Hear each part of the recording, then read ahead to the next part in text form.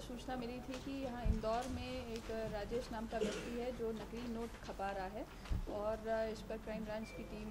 ने इस केस को डेवलप करते हुए इसमें दबिश दी। यहाँ पर आनंद बाज़ार में स्थित आरके प्लास्टिक नामक दुकान है, वहाँ पर दबिश दी तो उसमें मौके से 6 लोग पकड़े गए और उनसे जो मौके पर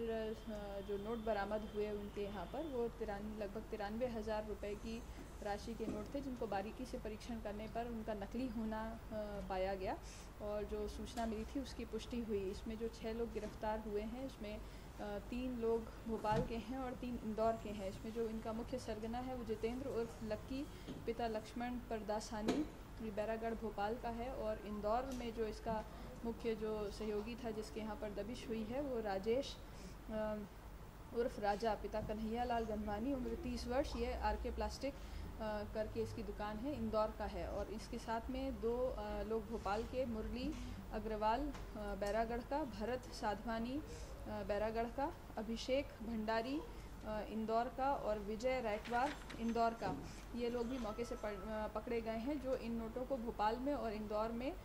खपाने का काम करते थे। इनकी तलाशी लेने पर 2000 के 44 नोट मिले हैं, 500 के 3 नोट मिले हैं, 200 के 5 नकली नोट मिले हैं और इसके अलावा 100 के 24 और 50 के 2 नकली नोट, इस प्रकार से कुल 93,000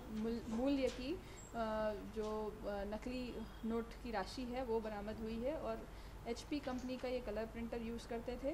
और बड़ी ही बारीकी से उसमें कुछ और भी हैंडवर्क इन्होंने इन नोटों पर किया हुआ है, जिससे कि ये बिल्कुल दूर से देखने पर या हल्के तरीके से देखने पर ये बिल्कुल असली नोटों के समान समझ में आए। इसमें 489 क, ख, ग, घ के तहत अपराध भारतीय दंड विधान की धाराओं के तहत इसमें 162/19 अपराध पंजीबद्ध किया गया थाना पलासिया में।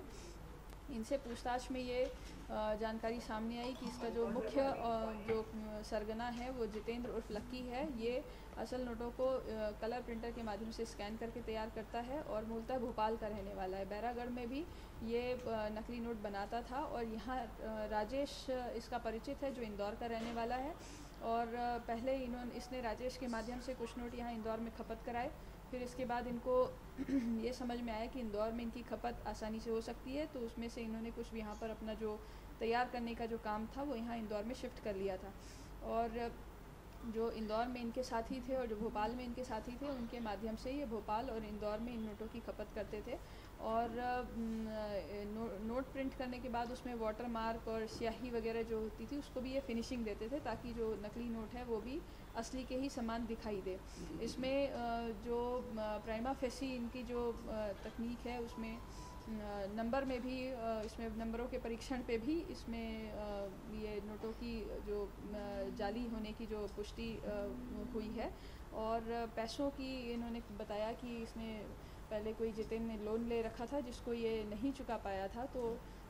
उसके आवश्यकता के चलते उसके दिमाग में इस तरह का ये फितूर आया कि वो इस प्रकार से अपराध करते हुए आसान तरीके से पैसा बना सकता है। और मुख्यतः इन लोगों ने पेट्रोल पंप्स को और कुछ जो बिज़ी शॉप्स होती हैं, व्यस्त जो दुकानदार होते हैं, उनको इन्होंने अपना निशाना बना रखा था कि जो बहुत ही जहाँ बिज़ी जो ऑपरेशंस होते हैं उसके चलते लोग जो नोट पर बहुत तरीके से ध्यान नहीं दे पाते, ऐसा इन्होंने नोटिस किया और इस तरीके से जाली नोटों को ये खपा रहे थे। लगभग 1 वर्ष से ये इस तरह के कार्य में संलग्न थे। अभी इस विषय में और पूछताछ इनसे की जा रही है कि इन्होंने और कितने नोट इस तरीके से खपाए होंगे, उसके बारे में इन सबसे पूछताछ की जा रही है। तो कितने का लोन लिया था?